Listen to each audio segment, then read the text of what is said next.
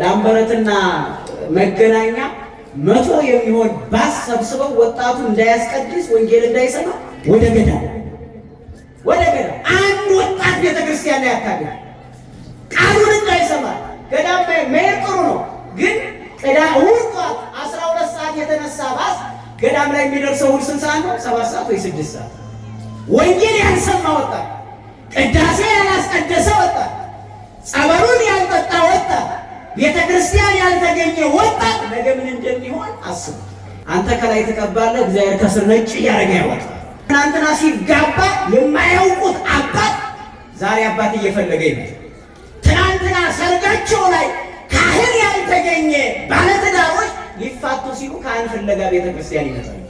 ሲጋባ ያላወቅነው ባለትዳር ሲፋታ ቤተክርስቲያን ታውቋል። ተመልከቱ። ገንዘብ ሲያገኝ ያላወቀችው ቤተክርስቲያን ገንዘብ ሲያጣ ትናንት እንዲህ ነበርኩኝ ቤተክርስቲያንም ስረዳ ነበረ ብሎ አባቶች ስር ግን ቁጭ ብሎ እባካችሁ ለምኑልኝ ሲል እናገኘዋለን። ተመልከቱ። ትናንትና ጤናማ ሆኖ በጤና እየዞረ ዓለም ላይ ሲያስቸግር የነበረ እግሩን ገንዘቡን ሁሉን ጨርሶ ዘመድ አዝማድ እምቢ ብሎት በቃ ይበቃል ብሎ መንገድ ላይ ጥሎ ቤተክርስቲያን መጥቶ እባካችሁ አድኑኝ ብሎ ጸበል ላይ ሲወድቅ ሲሞለሞል እናገኘዋለን። በጤንነታችን በስመ አብ ወወልድ ወመንፈስ ቅዱስ አሐዱ አምላክ። በስመ አብ ወወልድ ወመንፈስ ቅዱስ አሐዱ አምላክ አሜን። በአብ ስም ወላዲ በሉ ተከተሉኝ። በአብ ስም ወላዲ፣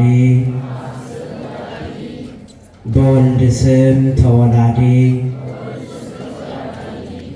በመንፈስ ቅዱስ ስም ሰራጺ፣ በስም በግብር በአካል ሶስት በባህሪ በህልውና አንድ አምላክ ብለን እናምናለን። ቅድመ ዓለም ከአብ ያለ እናት የተወለደው፣ ድህረ ዓለም ያለ አባት ከድንግል ማርያም የተወለደው ነው። ድህረ ዓለም ከድንግል ማርያም ያለ አባት የተወለደው፣ ቅድመ ዓለም ያለ እናት ከአብ የተወለደው ነው። ወልደ አብ ወልደ ማርያም በተዋህዶ ከበረ። የነገረ መለኮት ትምህርታችን ሃይማኖታችን ባጭሩ ሲገለጥ በዚህ ይገለጣል። ክቡር አባታችን መላከ ፀሐይ ቆሞስ አባ ገብረ ሥላሴ የዚህ ታላቅ ደብር አስተዳዳሪና የዚህ ሁሉ መንጋ ጠባቂ፣ እንደማይረጋችሁ የቤተ ክርስቲያኗ አገልጋዮች፣ ሊቃውንተ ቤተ ክርስቲያን፣ አበው ካህናት፣ አሃው ዲያቆናት በዛሬው ዕለት ከሰማይ ወደ ምድር ከምድር ወደ ሰማይ የተሳሰረውን የምሕረት ቃል ኪዳን ለመስማት ቤታችሁን ዘግታችሁ ሱቃችሁን ዘግታችሁ ዓለማዊ ሐሳብን ትታችሁ ቅዝቃዜውን ብርዱን ተቋቁማችሁ በዚህ ቤት ቁጭ ብለን ያሰብነው ይሳካል ብላችሁ በውጭም በውስጥም እያለቀሳችሁ እዚሁ ተሰብስባችሁ እግዚአብሔርን የምትማጸኑ የምትለምኑ አባቶችና እናቶች፣ ወንድሞችና እህቶች፣ ሕፃናትም ጭምር በልዑል እግዚአብሔር ፍጹም የሰላምታ ቃል ሰላም እላችኋለሁ። እንደምን አደራችሁ? እንደምን አደራችሁ? እንደምን ሰነበታችሁ? ለዚህ ዕለትና ለዚህ ሰዓት አድርሶን ጾሙን እየጾምን ቅዳሴውን እየቀደስን እያስቀደስን መከራውን ዓለም በጽናትና በብርታት ለማሳለፍ የእሱ ቃል ያስፈልገናልና ቃሉን እንድንሰማ በቤቱ የሰበሰበን አምላካችን እግዚአብሔር ስሙ የተመሰገነ ይሁን። ስሙ የተመሰገነ ይሁን። አላችሁ መንፈሳዊ ሰው በሉ እስቲ። ሁሉን ይመረምራል፣ ራሱ ግን በማንም አይመረመርም። እንዲያስተምረው የጌታ ልብ ማን አውቆ የክርስቶስ ልብ እኛ ግን የክርስቶስ ልብ አለን። በዚህ ኃይለ ቃል እንደ አምላካችን መልካም ፈቃድ መንፈስ ቅዱስ እያገዘኝ የማጠፋውን ሊቃውንት እየመለሱኝ እኔ ቆሜ እናንተ ቁጭ ብላችሁ ትማማራላችሁ። መንፈሳዊ ሰው ሁሉን ይመረምራል፣ ራሱ ግን በማንም አይመረመርም ይላል። ቃሉን አጠር አድርገን ለርዕስ የምንወስደው መንፈሳዊ ሰው በሚል እንማማራለን። ምን አይነት ሰው? ምን አይነት ሰው? መንፈሳዊ ሰው ወይም መንፈሳዊነት ብለን እንወስደዋለን።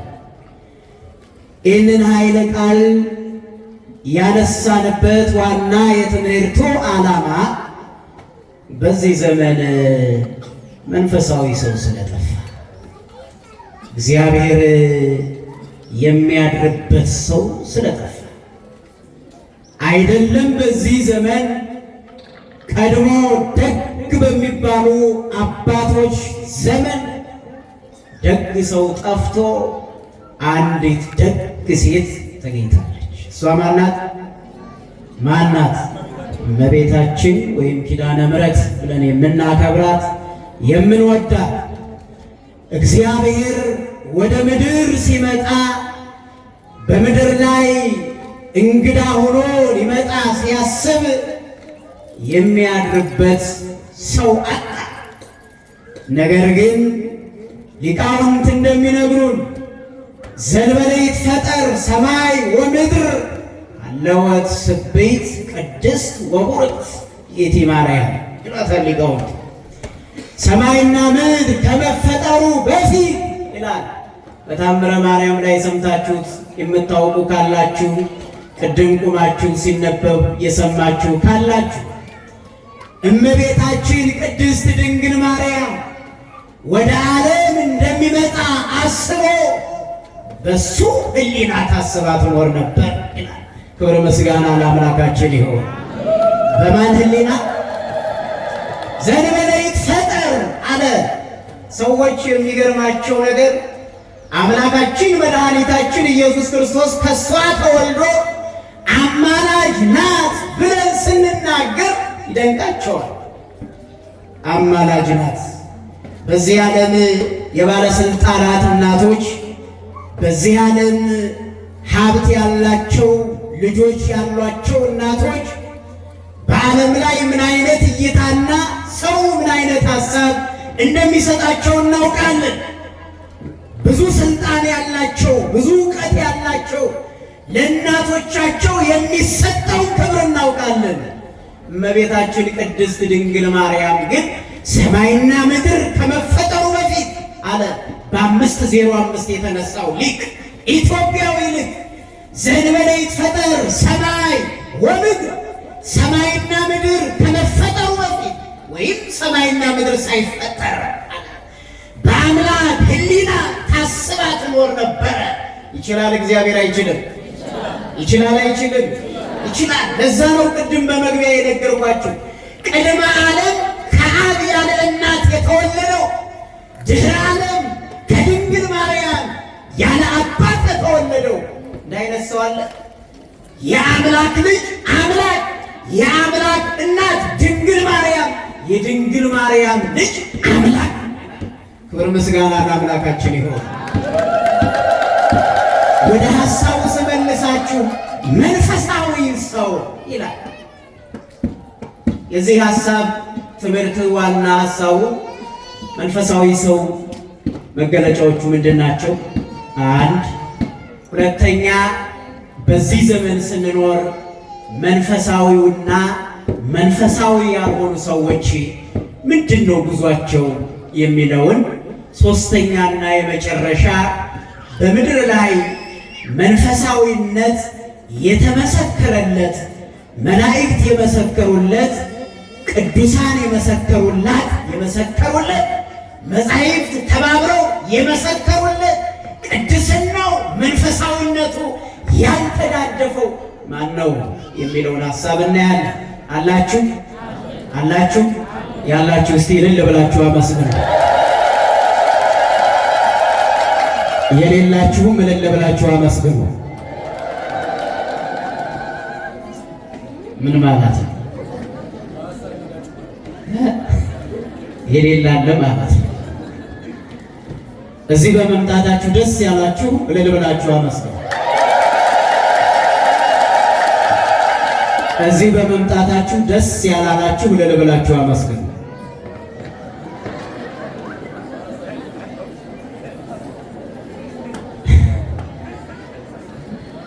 እናንተው ትሉታላችሁ ቦዲ ኢዝ ፕሬዘንት ማይንድ ኢዝ አብሰንት ትሉታላችሁ። አንዳንድ ጊዜ አካላችን እዚህ ሆኖ ሀሳባችን ቤት ሄዶ መሶብ ሲከፍት፣ ብረት ድስት ሲያንኳኳ፣ ጀበና ሲጎትት፣ ሱቅ ሲከፍት ይቆያልና ሀሳባችሁን ሰብስቡ። ማንከኛ ጋር ይሁን፣ ማንከኛ ጋር ይሁን። ለመሆኑ መንፈሳዊነት ምንድን ነው? ረጅም ቀሚስ ለብሶ መስበክ ብቻ ነው?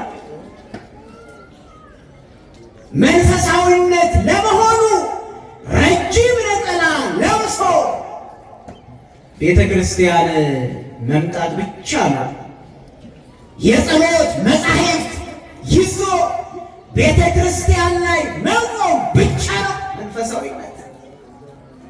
ሻሹን ጠምጥሞ ካባውን ለብሶ መስቀሉን ይዞ መሄድ ነው መጓዝ ነው መንፈሳዊነት? አይደለም። አስተው አርቀን ማሰብ ያስፈልጋል። ብዙ እውቀት ያላቸው ዓለማውያን እውቀት ያላቸው መንፈሳዊያን እውቀት ያላቸው በዓለም ላይ አሉ። ግን መንፈሳዊያን ናቸው አይደሉም። እነ አርዮስን እነ ንስጥሮስን እነ ሰባልዮስን ብናይ ብዙ እውቀት አላቸው። ግን መንፈሳዊያን ናቸው አይደሉም። በተለይም ደግሞ ከመንፈሳዊነት ወጥተው እግዚአብሔርን የሚደፋፈሩ ሰዎች እውቀት አለን የሚሉ ሰዎች ናቸው። አምላካችን እግዚአብሔር ከዚህ ይጠብቀን። እውቀት ማለት ወደ እናንተ ልምጣ። በሳይንሱ ዓለም ከዲፕሎማ ጀምሮ በአሁን ዘመን የለም መሰል እስከ ፒኤችዲ ድረስ ዶክትሬት ድረስ እንውሰድ። ይህ እውቀት መንፈሳዊነት ወይም ደግሞ ሰብአዊነት ውስጡ ላይ ከሌለ ሰውየው እውቀት አለው አይባልም። በቤተ ክርስቲያን እውቀት ከዘፍጥረት ጀምረን እስከ ራእይ ድረስ ሙሉውን ብንይዘው ይህ እውቀት አይባልም። እውቀት የሚባለው መገንዘብ፣ ግንዛቤ፣ መንፈሳዊነት ሲኖረው ብቻ ነው። አንድ ዶክተር ብዙ እውቀት ኑሮት ማከም እየቻለ የምትወልድ እናት፣ የታመሙ ሕፃናት ከሱ እግር ወድቀው እያለቀሱ ዶክተር ነይ ቢል ጥቅም አለው የለው? አለው የለው? የለው። ወደ ቤተ ክርስቲያን እንምጣ። ቤተ ክርስቲያንን ካልገለጠበት፣ ምእመናንን ርስት መንግሥተ ሰማያትን ካላወረሰበት፣ ሐዋርያት የሄዱበትን መንገድ ካልተከተለ፣ አበው ያለፉትን መንገድ ካላለፈ መንፈሳዊ ይባላል አይባልም። ያ መንፈሳዊነት ስለጎደላቸው ነው ከቤተ ክርስቲያን መንፈሳዊነት ሳይኖራቸው ወደ ቤተ ክርስቲያን ገቡ። ተመልከቱ፣ መንፈሳዊነት ሲያንሳቸው ከቤተ ክርስቲያን ወጥተው ቤተ ክርስቲያንን ዛሬ ይከሳሉ። በቤተ ክርስቲያን ስላላለፉ። ያለፉባት ደግሞ ትናንት የአባቴና ፍቅር እየጠማቸው፣ ረሃብ እየራባቸው፣ ክረምት ዝናብ ሲዘንብ እየመታቸው፣ እግራቸውን ሙሉ ጫማ ሳያገኙ ረጅም ዘመን ተምረው ሲገፏቸው እየተገፉ ድንጋይ ተሸክመው ጭቃ እያወጡ ከቤተ ክርስቲያናቸው አልወጡ። ክብረ ምስጋና ለአምላካችን ይሁን። ለምን? ሕጉን ያውቁታል። ለምን? ጣዕሙን ያውቁታል። መንፈሳዊነት ማለት በጣም ረቂቅ ነው። እውቀት ማለት በጣም ረቂቅ ነው። መገንዘብ ማለት ነው። እውቀት ማለት መገንዘብ። የሚነገረው ለማን ነው? ወንጌል የተዘረጋው ለማን ነው? ቅዳሴ የሚቀደሰው ለማን ነው? ማህሌት የሚቆመው ለማን ነው? ዝማሬ የሚዘመረው ለማን ነው?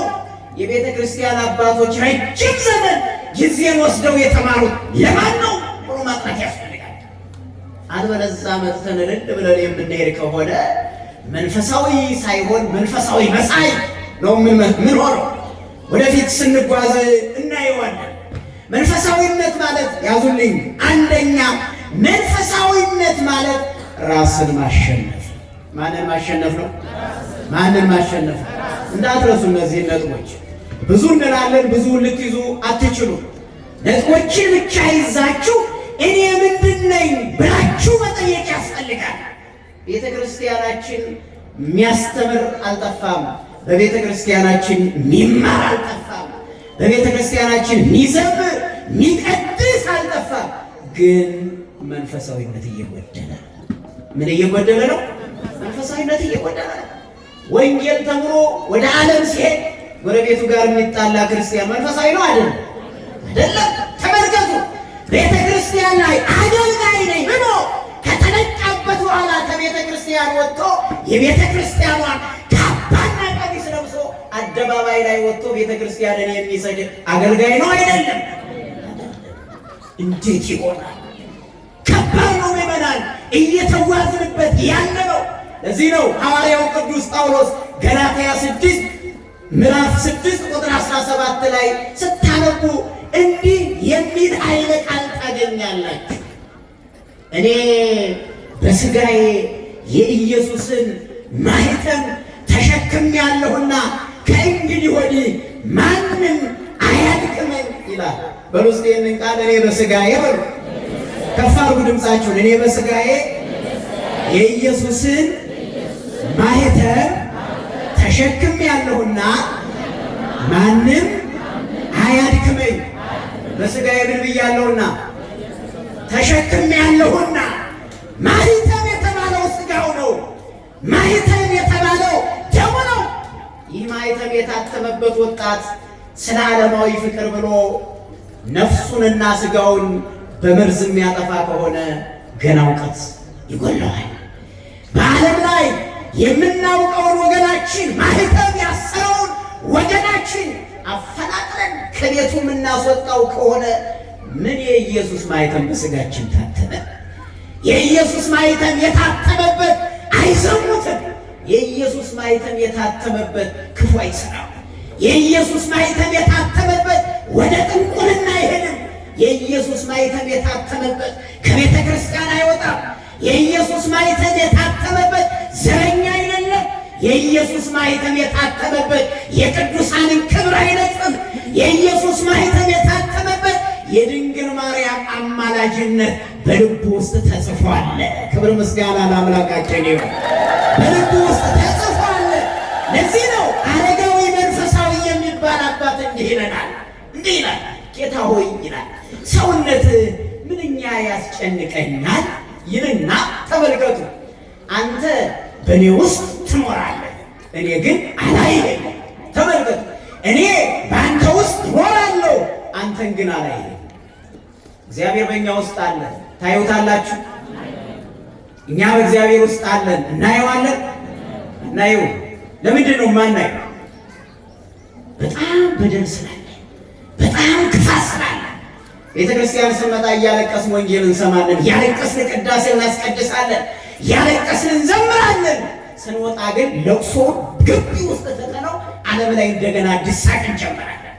ታዲያ እግዚአብሔር እንዴት አድርጎ የምሕረት እጆቹን ይላክልን? ለዚህ ነው ሊቁ ሲናገር አመ ይፈጥራ እግዚአብሔር ለምድር ኢዜኖ ለሰማይ ወይ ተማከረ ምስለ መላእክቲሁ። እግዚአብሔር ሰማይና ምድርን በፈጠረ ጊዜ ይላል ወይ ተማከረ ምስለ መላእክቲሁ፣ ከመላእክቱ ጋር አልተነጋገረም። መሬትን ሲፈጥር ሰማይን እርጅኝ፣ ሰማይን ሲፈጥር መሬትን እርጅኝ አላለም። ወተከለ ሰለስተ ዕፀ ሕይወት በዲበ ምድር፣ በምድር ላይ የሕይወት ዕፅ የሆኑ 3 እጽዋትን ተከለ። ስንት እጽዋትን? ስንት እጽዋትን? ከነዚህ እጽዋት በልታችሁ ታውቃላችሁ? በልታችሁ ታውቃላችሁ? የመጀመሪያዋ የሕይወት ዕፅ የተባለችው እመቤታችን ቅድስት ድንግል ማርያም ናት። ተመልከቱ። ሁለተኛ የሕይወት ዕፅ የተባለው ሥጋ ወደሙ ነው። ሶስተኛ የሕይወት ዕፅ የተባለው መስቀል ነው። ከዚህ ውጭ ወጣ ሃይማኖት የለም። አለ አለ? የለም የለም። በምድር ላይ የሰዎች ልጆች በልተው የሚድኑበት የሕይወት ዕፅ ተስፋ ቆርጠው ተስፋቸው የሚቀጥልበት፣ ትናንትና እግራችን አልራመድ ብሎ ሽባ ሆነን መተን፣ ትናንትና መንፈሳዊነት ጎሎን በቤተ ክርስቲያን በጸበሉ በእምነቱ ከዳን በኋላ ያንን መዳን ያንን መጣመም ያን ውጣ ውረድ ያን ሁሉ ችግር የረሳን ስንቶቻችን ዘፍጥረት 1:15 ላይ አነቡት። የተዋህዶ ልጆች ስታነቡት ታገኙታላችሁ። ለያብርሁ ብርሃናት ውስተ ጠፈረ ሰማይ፣ ሰማይ በሚባል ጠፈር ላይ ጨረቃ ብርሃን ከዋክብት ያብሩ አለ። ማን በሚባል ጠፈር በሚባል ሰማይ ላይ ማንና ማን ያብሩ? ፀሐይ፣ ጨረቃ፣ ከዋክብት ያብሩ አለ ሲናገር ሊቁ ቅዱስ ቄርሎስ ይህንን በተረጎመበት ትርጓሜው እንዲህ ይላል። ጠፈር በሚባል ሰማይ ላይ ፀሐይ፣ ጨረቃ፣ ከዋክብት ያብሩ ያለውን ጠፈር ተመልከቱ፣ የምእመናን ልቦና ነው አለ። ፀሐይ ክርስቶስ ነው፣ ጨረቃ ቤተ ክርስቲያን ናት፣ ከዋክብት ቅዱሳን ናቸው አለ። ፀሐይ ክርስቶስ ለምን ተባለ? ፀሐይ የጽድቅ ክርስቶስ ተወለቆ ምስለ ይጎያን ከመይደምረን ምስለ ነፍሰ ጻድቃን። የጽድቅ ፀሐይ ኢየሱስ ክርስቶስ ከበደለኞች ጋር ተሰቀለ፣ ወንበዴዎች መካከል ተሰቀለ። አበው ሊቃውንት አስተውሉ። ዛሬም ክርስቶስ በሁለት ወንበዴዎች መካከል ተሰቀለ። በሚያምኑና በማያምኑ መካከል ሥጋው ይፈተታል። እውነት አሳብ በሚያምኑ በቀኝ እንደተሰቀለው፣ በማያምኑ በግራ እንደተሰቀለው ማጥናት ያስፈልጋል። ውሻ ሳይጮህበት ቤተ ክርስቲያን ገብቶ የሚያጭበረብር የማያምን በግራ በኩል የቆመ ማጥናት ያስፈልጋል። ማወቅ መረዳት ያስፈልጋል። ዛሬ ቤተ ክርስቲያናችን ከውጭ አይደለም የቆሰለች ያለችው ከውስጥ ነው። እንግዲህ ወንጌል ላይ ቆሜ ዋሽቻ አልነግራችሁ። ወንጌል ነው። ለዚህ ነው ቅድም ተነግሯል። በወንጌል መራሂከነ ወበነቢያት ታዘዝከነ። በነቢያት ሲያረጋጋ ቆይቶ አሁን በወንጌል መራን። ወንጌል ማለት ምን ማለት ነው? ወንጌል ማለት ብስራት ማለት ነው። ወንጌል ማለት ስብከት ማለት ነው። የትርጓሜ መምህራን ካላችሁ ታግዙኛላችሁ። ወንጌል ብሂል በልሳነ ጽድቅ ዘበትርጓሜው ስብከት ይለናል። ወንጌል ማለት ወልደ እግዚአብሔር እንደነገሰ ተመልከቱ፣ ዲያብሎስ እንዳፈረ ይነግረናል። ሁለት ወንጌል ማለት አዳም እንደዳነ ሞተ ሥጋ ሞተ ነፍስ እንደጠፋ ይነግረናል። ወንጌል ማለት ይሄ ነው። የተዋህዶ ልጆች ወንጌል ማለት ልቡና ውስጥ ገብቶ ቀስቅሶ የሰው ልጅ መንግሥተ ሰማያት የሚያደርስ ይህን ነው እየሰማን ያለን። ግን በዚህ ዘመን እንዴት ነው የምንሰማው? ግን በዚህ ዘመን እንዴት ነው እየተረዳን ያለ ነው? የተዋህዶ ልጆች አስተውሉ። ስትጸልዩ አስተውላችሁ ታውቃላችሁ? በቅዳሴ ላይ ወንጌል ስትሳለሙ አስተውላችሁ ታውቃላችሁ? ቅድም የተነበበው ስንክሳር የተነበበው ታምረ ማርያም እየዞረ ስትሳለሙት ነበረ። ቅዳሴ ላይ ወንጌል እየዞረ እንሳለመዋለን። ለምን ይመስላችኋል የምንሳለም? መጽሐፍ ስለሆነ ወይም በቅዳሴ ላይ ስለሆነ መሰላችሁ? አይደለም። ትምህርተ ፍቅር ነው አንደኛ። በሁለተኛ ደረጃ የተነበበው ቃል በቅዳሴ ላይ የተነበበው ቃል የሰማነው ቃል እውነት ነው ብለን መመስከር ማለት ነው። ክብር ምስጋና ለአምላካችን ይሁን። ስትሰሙ እየመሰከራችሁ ነው። ቃል እውነት ነው አይደለም ይላል መጽሐፍ። አረጋገጥን ስመን ማለት ነው። ሳምነው ማለት ወደድ ነው። ሳምነው ማለት አከበር ነው። ሳምነው ማለት ቃል እውነት ነው ብለን መሰከር። ግን ባፋችን ውሸት ዋሽ። ለዚህ ነው ወንጌላዊ የሚነግረን የተማሃሩ በሰማይ ወይ በምድር የተማሃሩ በሰከሙ ይህ አጽድቦ ወይ አጽድሞ አለ። በላይ በሰማይ አትማሉ አለ። ሰማይ ወርዶ ይጫነን ብላችሁ አትማሉ አንደኛ። ሁለተኛ በላይ በሰማይ አትማሉ በአባቴ አትማሉ አለ። በማን አትማሉ? በማን አትማሉ? እንደው ቅዱስ ገብርኤል ዝንጥል ያርገኝ ብሎ የሚምል ሰው የለም የለ። እንደ ወጣቱ በዚህ ዘመን በደንብ አርጎ ነው የሚምል። እኔ ከአንቺ ውጭ እንደው መብርሃን ድፍት ታርገኝ ሴት ጋር አውርቼ አላውቅም ይላል ወጣቱ። ወንዱ ማለት ሴቷ ደግሞ እንደው ባባዬ ነው የምትለው። እዚህ አጠራሩ ተቀይሯል። በኋላ ካገባችሁ በኋላ እኮ ሰውን አንተ ብላ ነው የምትጠራው። ማርያም እንደው ትፍረድብኝ ኪዳነ ምሕረት ይኸው ዛሬ ዕለተ ቀኗ ነው። ካንተ ውጭ አንድ የወንድ ስልክ የለም እጄ ላይ ትላለህ። ግን 39 ስልክ 3 አለ። ለምንድን ነው ቅድም ስደውልልሽ ስልክሽ ቢዚ ነበር ከማን ጋር እያወራሽ ነው ይላል። አረ የአጎቴ ልጅ ደውሎ ከእሱ ጋር እያወራ ነው። ግን ውሸቷ ነው። ማር ቤት ገብታ እንጀራ እየጋገረች ዛሬ አንተን እያሰብኩኝ እንጀራውን አውጥቼ አቢታው ላይ እንደያዝኩ አምልጥ ወይ ሲወርድ አንተን እያሰብኩ እናቴ ደረሰኝ መሆነሽ ነው ስትለኝ ልቤን አሞኝ ነው ብዬ ነገርኳት። ግን አንተን ሳስብ እንጀራው አምልጦኝ ወደቀ ትላለች። እሱ ደግሞ ይመልስና አንቺ እንጀራው አምልጦ ወደቀ ከምጣዱ ስታወጪ አምልጦሽ ወደቀ። ተይው አይደለም እኔ እንጀራ ከቀመስኩኝ 3 ቀን ሆኖኛል ማርያምን ይላታል። ግን በቀን 3 እንጀራ እየበላ አያችሁ። ይሄ መንፈሳዊነት ነው አይደለም? የተዋህዶ ልጆች ይኸውላችሁ አትማሉ ማለት መሃላ አትማሉ ማለት ይኸውላችሁ በምንም ነገር መማል አትችሉም። ሰው ዘይት ሲጠፋበት ለመማል አባይት አሉ ይላል። ትናንትና ሲጋባ የማያውቁት አባት ዛሬ አባት እየፈለገ ይመጣል። ትናንትና ሰርጋቸው ላይ ካህን ያልተገኘ ባለትዳሮች ሊፋቱ ሲሉ ካህን ፍለጋ ቤተ ክርስቲያን ይመጣሉ። ሲጋባ ያላወቅነው ባለትዳር ሲፋታ ቤተ ክርስቲያን ታውቋል። ተመልከቱ። ገንዘብ ሲያገኝ ያላወቀችው ቤተ ክርስቲያን ገንዘብ ሲያጣ ትናንት እንዲህ ነበርኩኝ ቤተ ክርስቲያንም ስረዳ ነበረ ብሎ አባቶች ስርግን ቁጭ ብሎ እባካችሁ ለምኑልኝ ሲል እናገኘዋለን። ተመልከቱ። ትናንትና ጤናማ ሆኖ በጤና እየዞረ ዓለም ላይ ሲያስቸግር የነበረ እግሩን ገንዘቡን ሁሉን ጨርሶ ዘመድ አዝማድ እምቢ ብሎት በቃ ይበቃል ብሎ መንገድ ላይ ጥሎ ቤተ ክርስቲያን መጥቶ እባካችሁ አድኑኝ ብሎ ጸበል ላይ ሲወድቅ ሲሞለሞል እናገኘዋለን። በጤንነታችሁስ በላይ በሰማይ አትማሉ በምድርም አትማሉ። በምድር አትማሉ። በምድር የእግሬ መረገጫ ነው። ሰማይን መንበሬ ወምድርኒ መካይደ እገሬ። ሰማይ መንበሬ ነው፣ መሬትም የእግሬ መረገጫ ነው አለ። በመሬት እንደ ዳታንና እንዳሜዎን መሬት ተሰንጥቃ ትዋጠን ብላችሁ አትማሉ። ወይ ትምሃሉ በስርታ ተሰክሙ በፀጉራችሁ አትማሉ። ይህ አጽድቦ ወይ አጽድቦ ነጩን ጥቁር ነጭ ማድረግ አይቻልም ይላል። እናንተ ግን ሳታረጉ ትቀራላችሁ። ነጭ ሲያበቅል የሚቀባ ነገር የለም አለ የለም? ሴቶች ብቻ ተናገራቸው አለ የለም? እግዚአብሔር ግን ያሳድግ ነበረ ይላል መጽሐፍ። አንተ ከላይ ትቀባለህ፣ እግዚአብሔር ከስር ነጭ እያደረገ ያወጣል። ይቻላል አይቻልም? ይህም ብቻ አይደለም። የተሰጠንን የተፈጥሮ ጸጋ ትተን የቻይና የፈረስ ጅራት የምንጎነጉን ፀጉራችን ላይ ማንጠፋ ምን ሊያምርባችሁ? ቀን ከራስ ይውላል፣ ሌሊት ከራስ ያደርጉታል። ከባድ እኮ በአሁን ሰዓት አጨብጭቡ ብለህ ማለት ሴቶች እህቶቻችን የት እንዳሉ በመዳፋቸው ነው የሚያጨበጭቡት። ምን ስላለ 3 ሴንቲሜትር የሚያክል ጥፍር እጥፍራቸው ላይ ስለተሰካለ።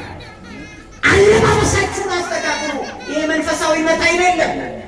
መንፈሳዊነት የሚለካው በአለባበስ የውጭን ሀሳብ በመያዝ አይደለም። ኢትዮጵያዊ መልካችን የታለ? ኢትዮጵያዊ ማንነታችን የሃይማኖታችን መገለጫ የታለ? መንፈሳዊነት ማለት ራስን ምን ማለት ነው? ማሸነፍ። ተመልከቱ፣ ነጩን ጥቁር፣ ጥቁሩን ነጭ ማድረግ አትችሉም ማለት ጸጉር የቅዱሳን መሳሪያ፣ ቅዱሳን ደግሞ የእግዚአብሔር መገለጫዎች ናቸው። ክብር ምስጋና ለአምላካችን ይሁን። ዲያብሎስ ዓለምን የማጥፋት እቅዱን በሔዋን በኩል ሲፈጽም በደንብ ስሙኝ፣ በደንብ ዓለምን ዲያብሎስ ዓለምን ለማጥፋት የማጥፋት እቅዱን በሔዋን በኩል ሲፈጽም እግዚአብሔር ዓለምን የማዳን ስራውን በድንግል ማርያም በኩል አከናወነ። ክብር ምስጋና ለአምላካችን ይሁን። በማን በኩል አከናወነ? በድንግል ማርያም በኩል አከናወነ። ለዚህ ነው ምድር በጻሰናይ ዋንጸቀ ዘመን ወበዓላ ለቅድስት ድንግል ማርያም እንተ በላዕሊሃ ተመረወቃል። ይኸውላችሁ መልካሙ ዘመን ደረሰ። እሸቱን ቆርጠን የምንበላበት፣ ከማልቀስ ወደ መሳቅ የምንመጣበት፣ ከመውደቅ ወደ መነሳት የምንመጣበት መልካሙ ዘመን ደረሰ። ማን የምትወለድበት? ድንግል ማርያም የምትወለድበት፣ ክርስቶስ ከድንግል ማርያም የሚወለድበት መልካሙ ዘመን ደረሰ። እንተ በላዕሊሃ ተመረወቃል። በእሷ ላይ ሙሽራው አደረና ተወለደ ነው የሚለው። ክብር ምስጋና ለአምላካችን ነው። ይህም ብቻ አይደለም፣ ዋካይቲ ወብርሃን ነው የሚላት እመቤታችን ቅድስት ድንግል ማርያምንና ቤተ ክርስቲያንን። ዋካይቲ ወብርሃን ኩሉ ዘየሰውም የጻፍ ሀቢሃ የጻፍ አይደለ? ወደ ቤተ ክርስቲያን እየመጣ እየገሰገሰ የመጣ ሰው አፍሮ ያውቃል? ንገሩ፣ ይመልሱልኝ። ቤተ ክርስቲያን መጣችሁ አፍራችሁ ታውቃላችሁ? አዝናችሁ ታውቃላችሁ? ተርባችሁ ታውቃላችሁ? ተጠምታችሁ ታውቃላችሁ? ተሰብራችሁ ታውቃላችሁ? ተከርታችሁ ታውቃላችሁ? አጋጣሚ የምትከዱት ዓለም ላይ ቃል ኪዳን ገብታችሁ ቤተ ክርስቲያን መጣችሁ በል ይጽና ካላችሁ እሱ ልትከዱ ትችላላችሁ። መሰረታችሁ መጀመሪያ ቤተ ክርስቲያን ላይ ከሆነ ግን አትከዳችሁ። በመካከላችሁ ማን ስላለ? እግዚአብሔር ስላለ። ሁሉ ዘየሰው መጻ ሁሉ እየገሰገሰ ወደ እሷ የመጣ አንደኛ ወደ ቤተ ክርስቲያን ቤተ ክርስቲያን ጽንት ያለ ቤተ ክርስቲያን ተጽፋይ ከበውስታው ከመተቀድሳ በደምከ ክቡር። ስለ ቤተ ክርስቲያን ብለህ በቀራንዮ አደባባይ ላይ ተሰቀለ፣ ተገረፈ። ያ ጅራፍ ትዝ ይላችኋል? ያ የተቸነከረበት ሚስማር ትዝ ይላችኋል? እኛ ጅራፍ ብለን ስናስብ ዓለም ላይ የምናውቀው ጅራፍ ነው።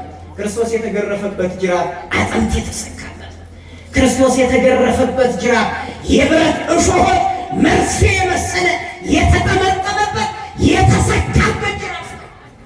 አስተውሉ። ያን አስባችሁ ታውቃላችሁ?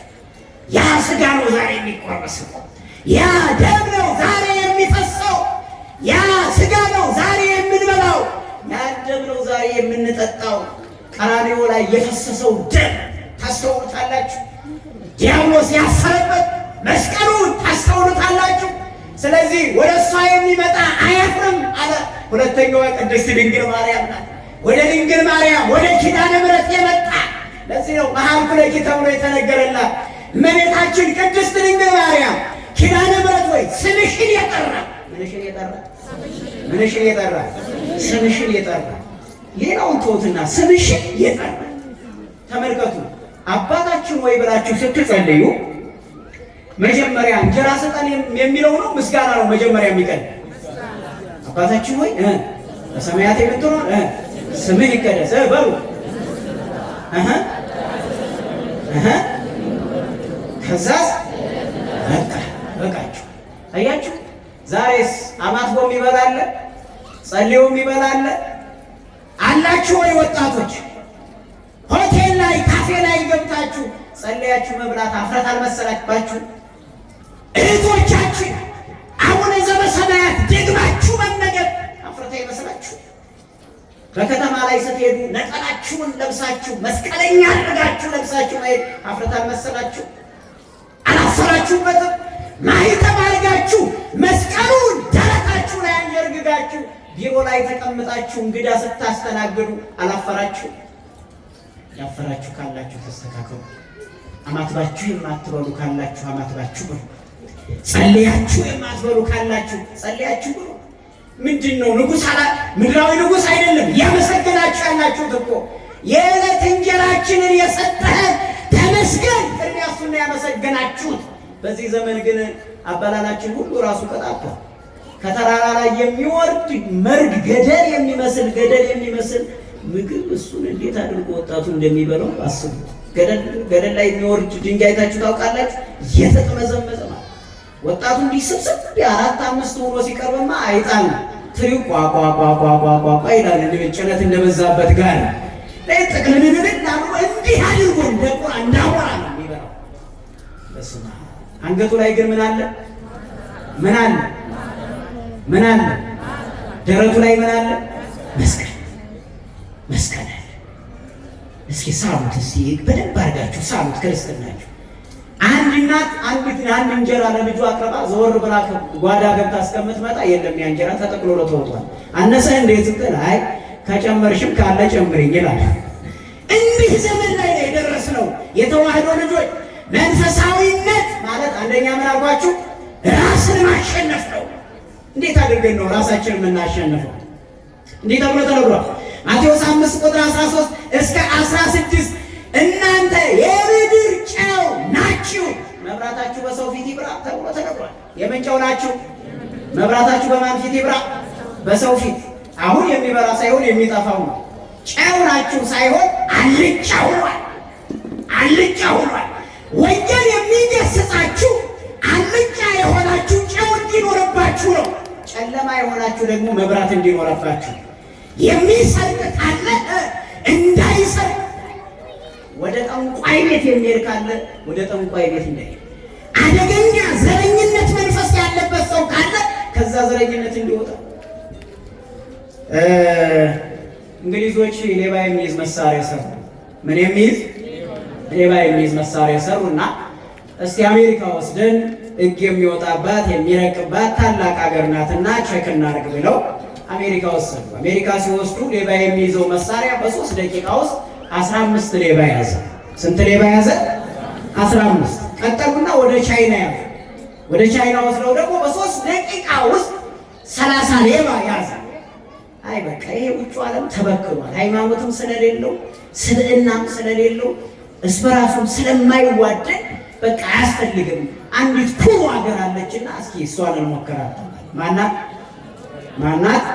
ኢትዮጵያ። እንዳሁኑ ሳይሆን እንደ ድሮ ማለት እንዳሁኑ አባቱን የሚዋሽ ሳይሆን አባቱ ሲሞትበት እንደው አባቱ ሞተ ተጎዳ ሲሉ ምን ታደርገዋለህ ፋዘር ሾለከ ብሎ የሚናገር ወጣት ትስቃላችሁ የሚሉ ስላሉ ተጎዳ እንደው አባቱ ሞተ ሲሉ አባቴ እንዳያሳድጎኝ ነበር ድንጋይ እየተሸከመ ጭቃ እየተሸከመ አፈር እየተሸከመ መከራውን አይቶ ሌሊት ኮምፒውተር ላይ እየጻፈ ቢሮ ላይ ቁጭ ብሎ ሻይ ሳይጠጣ አሳድጎኝ ነበር ማለት ቀርቶ ምን ታደርገዋለህ ፋዘር ሾለከ ይላል።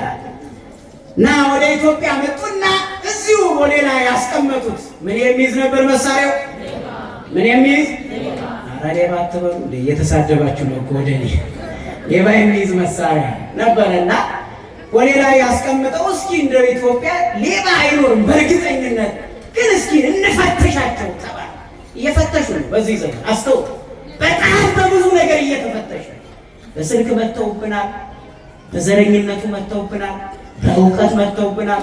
አሁን ደግሞ ሊቃውንቱ ታዝባችሁ ከሆነ እሁድ ወጣቱን ምን እያረጉት ነው? እዚህ ላምበረትና መገናኛ 100 የሚሆን ባስ ሰብስበው ወጣቱ እንዳያስቀድስ ወንጌል እንዳይሰማ ወደ ገዳም አንድ ወጣት ቤተክርስቲያን ላይ አታገኝ ቃሉን እንዳይሰማ ገዳም መሄድ ጥሩ ነው፣ ግን እሑድ ጠዋት 12 ሰዓት የተነሳ ባስ ገዳም ላይ የሚደርሰው እሑድ ስንት ሰዓት ነው? 7 ሰዓት ወይ 6 ሰዓት። ወንጌል ያልሰማ ወጣት፣ ቅዳሴ ያላስቀደሰ ወጣት፣ ጸበሉን ያልጠጣ ወጣት፣ ቤተ ክርስቲያን ያልተገኘ ወጣት ነገ ምን እንደሚሆን አስቡ። በወንጌል ያልተሰራ ክርስቲያን የተሰራ ቤተ ክርስቲያን ያጠፋል፣ ያፈርሳል። እና ልመልሳችሁ ከዛ በኋላ ወሌ ላይ የሌባውን መሳሪያ አስቀመጡትና እንደተለመደው በ3 ደቂቃ ውስጥ እስኪ እንየው ብለው ዘወር ሲሉ በ3 ደቂቃ ውስጥ ሌባ መያዝ አይደለም ይቅርና ከነራሱ ተሰርቆ ጠፋ። የሌባ መያዥ ከነራሱ ምን ሆኖ ጠፋ? ተሰርቆ ጠፋ። ስለዚህ ከውጮቹ በልጠናል። በምንድን ነው የበለጠው? ሌባውን ሰርቀነዋል። ሌባ የሚይዘው ሰረቅ ነው። በቃ እንኳን ሊይዘን ማለት እግዚአብሔርን ያልሰረቀ ማን አለ?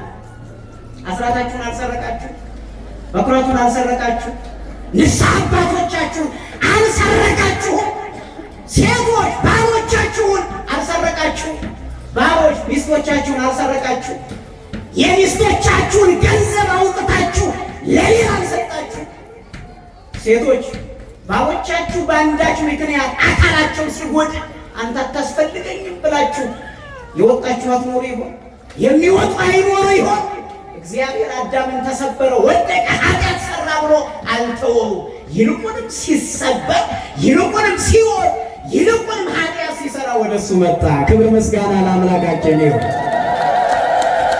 የመጀመሪያው መንፈሳዊነት ራስን ማሸነፍ ነው። ማንን ማሸነፍ ነው? ራስን። ሁለተኛ መንፈሳዊነት ማለት ከኃጢአት ርቆ መኖር ነው። ከምን ርቆ መኖር ነው? ከኃጢአት። ኃጢአት ማለት 3 አይነት ትንተናዎች ወይም 3 አይነት ትርጉሞች አሉ። ስንት አይነት ትርጉሞች? 3 አይነት። ከመንፈሳዊ ሕይወት ይለየናል። ተመልከቱ። ከድነት ይለየናል። ከሃይማኖት፣ ከጾም፣ ከጸሎት ይለየናል። ማን ነው የሚለየን? ኃጢአት። በጣም ከባድ ነው። የተዋህዶ ልጆች ኃጢአት። አሁን ኃጢአትን የማይሰራ ማን አለ? ከሰራ ነው በኋላ የማይቆጭ ሰው የማያዝን ሰውስ ማን አለ? ይህንን ኃጢአት ለማለፍ ይህንን በደል ለማለፍ አስተውሉ የተዋህዶ ልጆች። ከዚህ በደል ለመውጣት ይህንን በደል ላለመስራት ምን ያስፈልጋል ከተባለ የመጀመሪያው ወንጌል ያስፈልጋል። ምን ያስፈልጋል? ወንጌል ያስፈልጋል። አንዳንድ ሰው የሚገርማችሁ ነገር ወንጌል እየተነገረ ቅዳሴ እየተነገረ ተአምር እየተነበበ ኪዳን እየደረሰ የጸበል ዕቃውን ይዞ ጸበል አለበት ቦታ እየሮጠ ነው እንዴ! ጸበል እኮ ነፍሳችሁን አያጸድቅም። ጸበል የሚፈውሰው ደዌ ሥጋ ነው የሚፈውሰው። እምነትም የሚፈውሰው ደዌ ሥጋ ነው የሚፈውሰው። ደዌ ሥጋ እግዚአብሔር አዘጋጅቶልናል። ለደዌ ሥጋ መፈወሻ የሚሆን እምነቱን፣ ጸበሉን፣ ለደዌ ነፍስ ደግሞ ቃሉን ሰጥቶናል። መጀመሪያ ልባችሁ ማመን አለበት። ልባችን ድንጋይ ሆኖ እምነት ተሸክመን ብንሄድ አንድንም። ተመልከቱ። ልባችን በበደል ውስጥ ኑሮ በበደል ውስጥ እየኖረ ኃጢአት እየሰራ እምነቱን ተሸክመን ይዘን ሂደን ብንቀባው አንድንም። ለምን ከተባለ አስቡ። ወደ ቤተ ክርስቲያን እንጨትን አስገቡ፣ መስቀል ሆኖ ይወጣል። ወደ ቤተ ክርስቲያን ውሃን አስገቡ፣ ጸበል ሆኖ ይወጣል። ወደ ቤተ ክርስቲያን እንጨትን አስገቡ፣ አመድ ወይም ደግሞ የነደደው እምነት ሆኖ ይወጣል። ወደ ቤተ ክርስቲያን በደለኛውን አስገቡት፣ ንጹሕ ሆኖ ይወጣል። ወደ ቤተ ክርስቲያን ኃጢአተኛውን ሆዳሙን አስገቡት፣ ጿሚ ታራሚ ሆኖ ይወጣል። ክብር ምስጋና ለአምላካችን ነው። ለምን ከተባለ በዛሬው ዕለት የሚታሰበው በተአምሩ ላይ የተጻፈ በደለኛ ሰው ነበረ። በደል ከመስራቱ በፊት ግን እንደ አብርሃም እንግዳ የሚቀበል እንደማን እንግዳ የሚቀበል እንደማን እንግዳ የሚቀበል እንደ አብርሃም እንግዳ የሚቀበል እግዚአብሔርን የሚወድ በሕጉ የሚሄድ ሕጉን አውቆ ስርዓቱን አውቆ ፍቅሩ የበዛለት ሕግ አዋቂዎች ስንቶቻችንን በሕጉ የምንሄድ ዛሬ በዓል ነው ዛሬ እንዲህ ነው የምንል ስንቶቻችን እንሆን? የተዋህዶ ልጆች እና ይህ ሰው ፈያታዊ ስምዖን ይባላል። ማን ስምዖን ይባላል? ፈያታዊ ወይም ስምዖን ይባላል። 78 ነፍስ ጭጭ አድርጎ የበላ ስንት ነፍስ? 78 ነፍስ። ስጋቸውንም ጭምር የበላ ይሉታል ሊቃውንት። የሰዎችን ስጋ የበላ ማለት አያችሁ። መንፈሳዊነት ሲጎላችሁ የሰው ስጋ ትበላላችሁ። እንበላለን። መንፈሳዊነት ከውስጣችን ሲሟጠጥ የራሳችን ንብረት አልበቃል ብሎ የሰው ንብረት አሳዳጅ እንሆናለን። መንፈሳዊነት ከውስጣችን ሲጎል ሰውን እንደ ፍየል ማረድ እንጀምራለን። መንፈሳዊነት ሲጎል እንጨት በእሳት ይቃጠላል። እንደ እንጨት የሰውን ልጅ በእሳት እናቃጠላለን። መንፈሳዊነት ሲጎል ጡት እያጠባች ካሳደገች እናት ላይ በደረቷ ጥይት እንተኩሳለን። መንፈሳዊነት ሲጎል ወጣቶችን ሰብስበን የማይገባቸውን መካከል ላይ ቦምብ እናፈነዳባቸዋለን። መንፈሳዊነት ሲጎል ስጋውን ቆርሰው የሚያበሉን ካህናት፣ ንስሐ ኃጢአት ብንሰራ ንስሐ የሚሰጡን ካህናትን፣ ብንታመም መጥተው የሚያሳልሙንን፣ መጥተው ጸበል የሚረጩንን ካህናትን ተመልከቱ። ስንሞት አባት ቢሆን ልጁን አስከሬኑን የማይሸከመው ተመልከቱ። ዙሪያውን ሆኖ ልጅ ብሎ የማይናገረውን አስከሬናችን ላይ ቆመው ነፍስ ድህንት ወነፍስ ርህብትን ተጸግበት ታኩተት ብለው የሚጸልዩ አባቶቻችንን በቢላዋ አንገታቸውን ብለን ገደል። ኢትዮጵያ ላይ እኮ አይደለም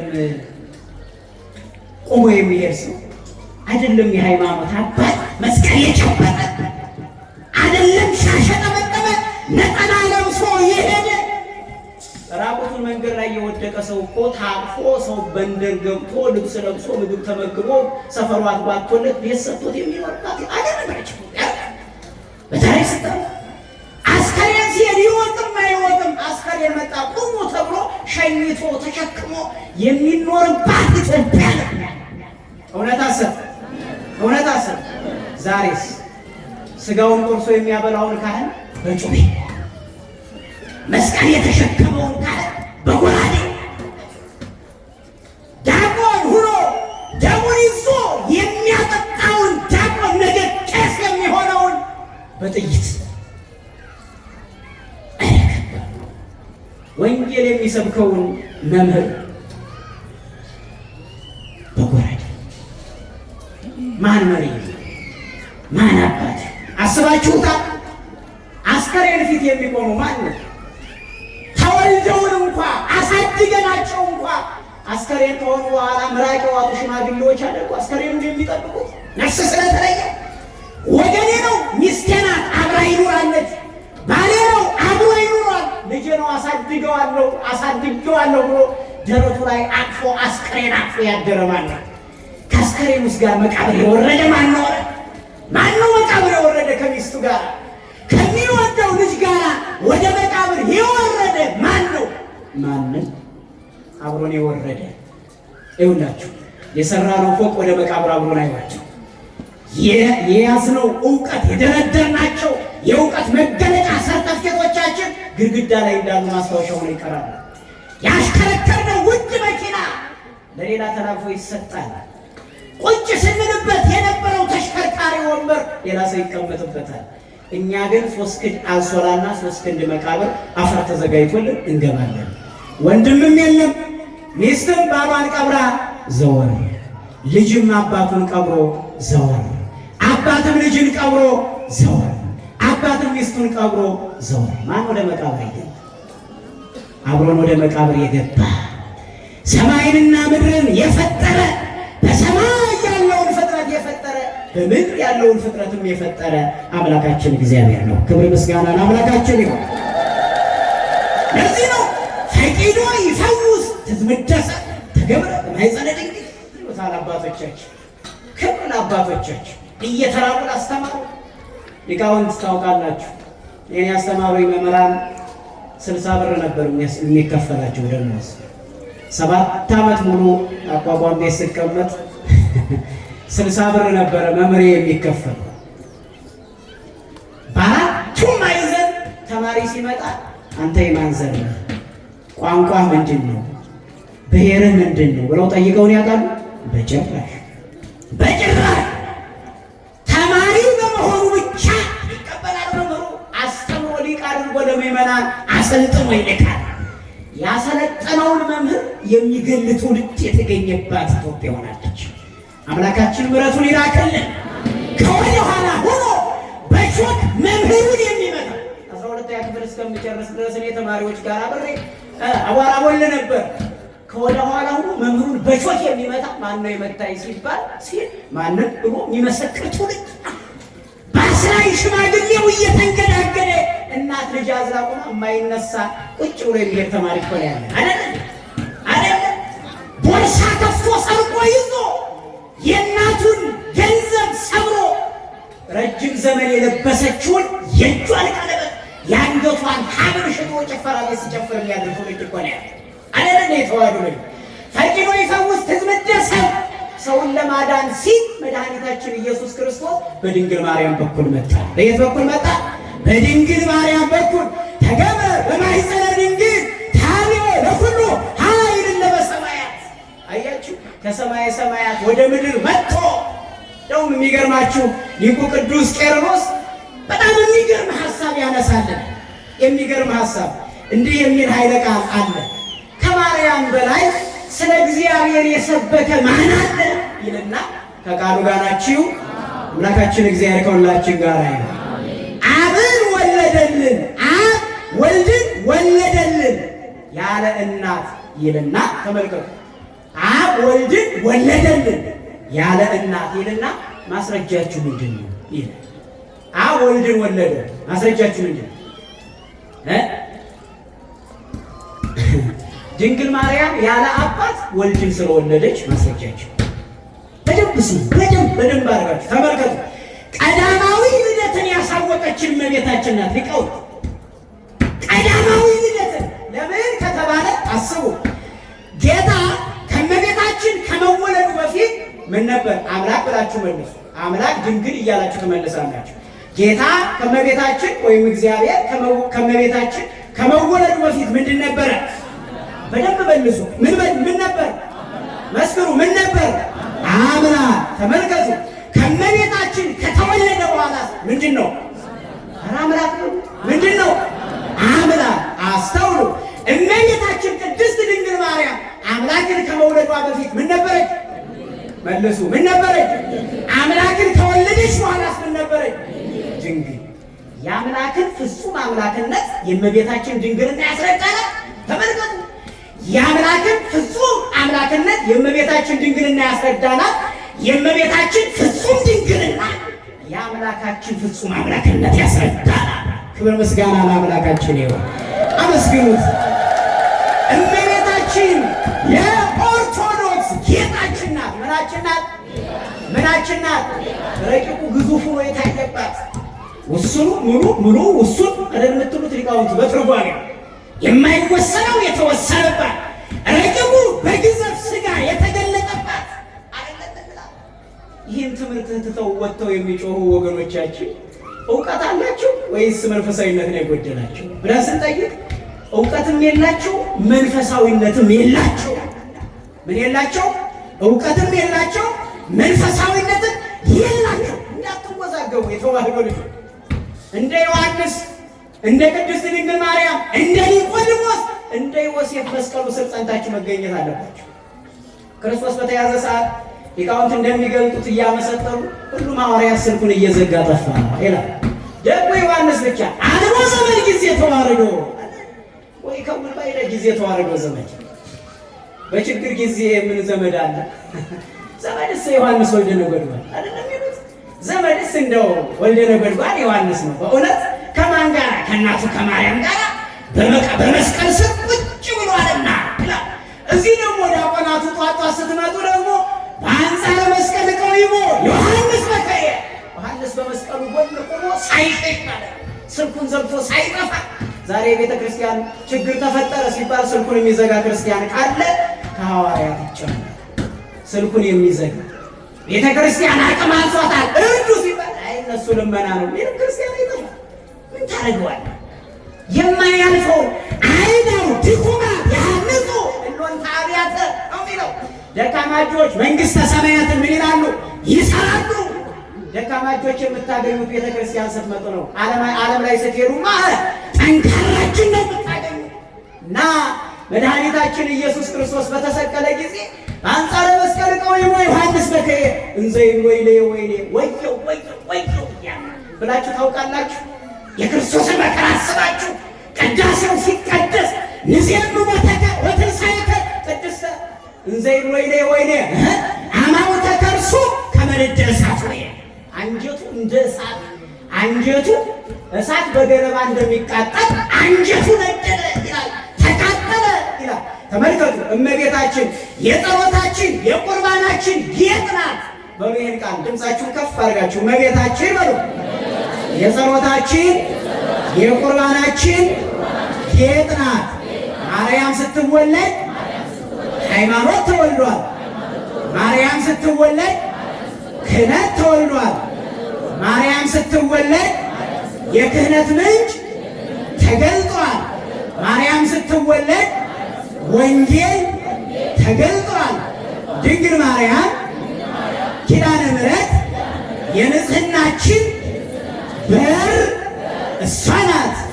የድነታችን በር እሷ ናት። ክብር ምስጋና ለአምላካችን ይሁን። ታስታርጋችሁ እግዚአብሔርን አመስግኑት። የተዋህዶ ልጆች አመስግኑት። ስለዚህ መንፈሳዊነት ራስን መሆን፣ መንፈሳዊነት ሁለተኛ ከኃጢአት ርቆ መኖር፣ ሶስተኛና የመጨረሻው መንፈሳዊነት በመንፈስ ቅዱስ መመራት። በምን መመራት ነው? በምን መመራት ነው? አስተውሉ። በመንፈስ ቅዱስ መመራት። ርግብ ቤት ሰርታ በድንጋይ ቀጥቅጣችሁ ብትሏት ቤቱ እስካልፈረሰ ድረስ አትሄድም። ማን? ርግብ። ተመልከቱ። መንፈስ ቅዱስም ኃጢአት ሰርታችሁ ከውስጣችሁ ሙጣጭ ሃይማኖት እስከሚጠፋ ድረስ ከእናንተ አይለይም። መንፈስ ቅዱስ የርግብ ምሳሌ ከእናንተ አይለይም።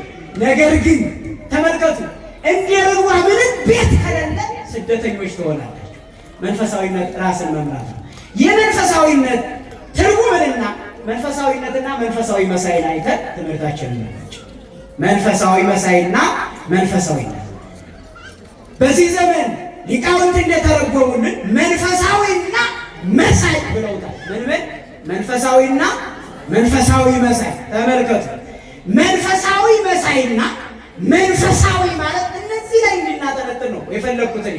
መንፈሳዊና መንፈሳዊ መሳይ፣ መንፈሳዊ ሰዎች ወይም ደግሞ መንፈሳዊ መሳይ ሰዎች፣ መንፈሳዊ ያልሆኑ መንፈሳዊ መሳይ ሰዎች፣ ክርስቲያን ያልሆኑ ክርስቲያን መሳይ ሰዎች መገለጫቸው ምንድን ነው? ያዙልኝ፣ ተመልከቱ። ከውስጣቸው ይልቅ ለውጫቸው ይጨነቃሉ። አወዳደቃቸው የከፋ ቢሆንም በኃጢአት ውስጥ ቢኖሩም እንኳን ምን ይላሉ? አይጨነቁም። ኃጢአተኛ ናችሁ ከሚሏቸው ቅዱስ ናችሁ ይሏቸው ይሻላል። ሰነፎች ናችሁ ከምትሏቸው ጎበዞች ናችሁ ብትሏቸው ይሻላቸዋል። ተመልከቱ። ወንጌል ተማሩ ብትሏቸው አይ ወንጌል ጥሩ አይደለም አይጠቅምም ብትሏቸው ይሻላቸዋል። እነሱ የሚቀደሰው ቅዳሴ ለመንፈሳዊ መሳይ ሰዎች የሚቀደሰው ቅዳሴ፣ የሚቆመው ማህሌት፣ የሚሰበከው ወንጌል፣ የሚዘመረው ዝማሬ፣ የሚገባው ለቤተ ክርስቲያን ስጦታ በእነሱ ዘንድ ተረት። ለምን መሳይ ሰዎች? ለመንፈሳዊ መሳይ ሰዎች፣ ለመንፈሳዊ መሳይ ሰዎች ለነሱ ተረት። አስተውሉ። መንፈሳዊያን ሰዎችስ መገለጫቸው ምንድን ነው ካልን ይሰማችኋል? መንፈሳዊያን ሰዎች መገለጫቸው ምንድን ነው ብለን ካየን የሌሎች ውድቀት የነሱ ውድቀት፣ የሌሎች ሐዘን የነሱ ሐዘን፣ የሌሎች ረሃብ የነሱ ረሃብ ነው። የሌሎች ስደት የነሱ ስደት ነው። የቤተ ክርስቲያን ችግር የነሱ ችግር ነው። የካህናት ሐዘን የነሱ ሐዘን ነው። ተመልከቱ። የእመቤታችን ስደት የነሱ ስደት ነው። አዘክሪ ድንግል ረሃብ ወጽማ ይሏታል አባቶቻችን። ረሃቡንም ችግሩንም ጥሙንም እመቤታችን ማርያም ሆይ አሳስቢ ይሏታል። አው ይረፍን ወጥባይሩ ሶባይስን ሕፃንኪ ያልቃዱ ሀቤኪ ወይበኪ እይዞትን ፈለምስኪ። ሕፃኑን ክርስቶስ ይውላችሁ አምላክ ሰው ሆኖ በእመቤታችን ጀርባ ላይ ሆኖ በመንገድ ላይ ድክ ድክ እየሄደ እናቴ ሆይ ደከመኝ እኮ ዘይ ይላት ነበር። ይደግምና አባጽዬ ዘድንግል ደግሞ ሚረ በዘባነኪ ይላታል። ወሚረ በገቦች ማርያም ብዙሃ ባዚ ለሕፃን ደከምኪ። እመቤታችን በቀኝ ጎኗ ስትይዘው ቀኝ ጎኗ ሲደክማት በግራ ጎኗ። ምን አይነት መታደል ነው! አምላክን አዝራ ከማርጋቸው አመስግኗል። እንደገና ቀኝና ግራዋን ሲደክማት ደግሞ በጀርባዋ ትሸከመዋለች። ከዛ ጀርባዋን ሲደክማት ደግሞ በፊቷ ማንን የያዘችው? መልሱልኝ፣ ማንን የያዘችው? አምላካችን ኢየሱስ ክርስቶስን። ክብር ምስጋና ለአምላካችን ይሁን። ስለዚህ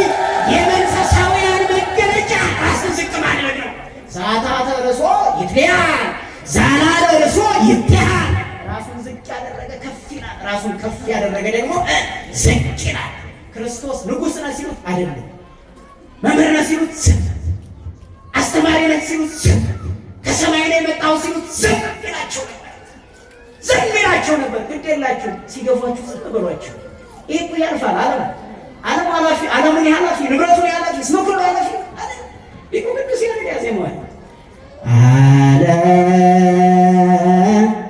ዓለሙን ኃላፊ ንብረቱን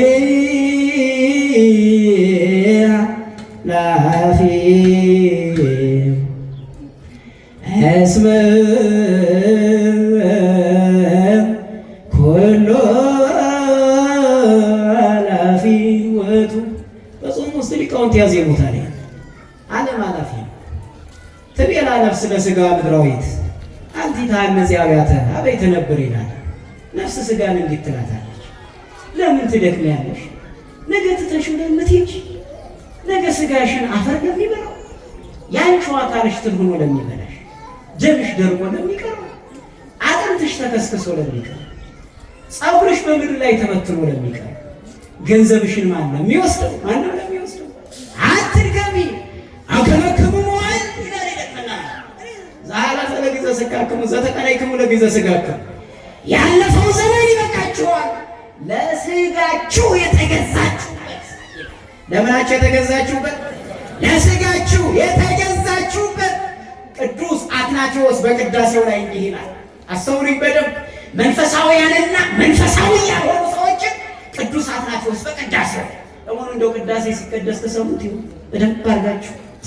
ካህናቱ ሲዞሩ፣ ዲያቆናቱ ሲዞሩ፣ መስቀል ይዘው ሲል ቅዳሴ ማለት በእያንዳንዱ የሰውነት ተክላችን የምንሳተፈው። ተመልከቱ፣ በአይምሯችን ቃሉን እንሰማለን፣ በአይናችን ካህናት ሲዞሩ እናያለን፣ ዲያቆናት መስቀል ይዘው ሲዞሩ እናያለን፣ በጉልበታችን እንንበረከካለን፣ በእጃችን እንበረከካለን፣ በጆሮአችን ቃሉን እንሰማለን። ተመልከቱ፣ የተዋህዶ ልጆች በደንብ አስተውሉ። ሀበነ እግዚኦ አዕይንታይ ወትረኪ ወአእዛነ ቃለ ዘባይት ትገይጽማ።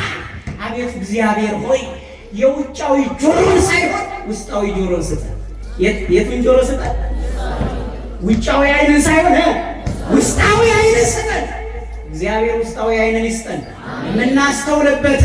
ልናስቀድስ መተን ተረግመን እንዳንሄድ፣ ወንጌል ልንሰማ መተን ተከሰን እንዳንሄድ። ታሪኩ ቅዱስ አትናቴዎስ እንዲህ ይላል። መንፈሳዊ መሳይንና መንፈሳዊ ያልሆኑ ሰዎችንና መንፈሳዊያን ሰዎችን፣ ክፉ ሰዎችንና ደግ ሰዎችን እንዲህ ይላቸው። አዳምና ሔዋን ይላል፣ እኛስ እናንተን ልንወቅሳችሁ አንችልም ይላል። ይህን ካለ በኋላ ሊቁ ቅዱስ ቄርሎስ ሲያመሰጥረው መንፈሳውያን ይነበባሉ፣ መንፈሳውያን መሳይ ግን ይታያሉ ይላል። ተመልከቱ፣ መንፈሳውያን ይቀመሳሉ፣ መንፈሳውያን መሳይ ግን ይሸታሉ ይላል። መንፈሳውያን ያዳምጣሉ፣ መንፈሳውያን መሳዮች ሰዎች ግን ይለፈልፋሉ። መንፈሳውያን ትሕትና ያሳያሉ፣ መንፈሳውያን ያልሆኑ ሰዎች ግን ትዕቢትን ያሳያሉ ይላል። ክብር ምስጋና ለአምላካችን ይሁን። ከፍ አድርጋችሁ እግዚአብሔርን አመስግኑ፣ አስተውሉ።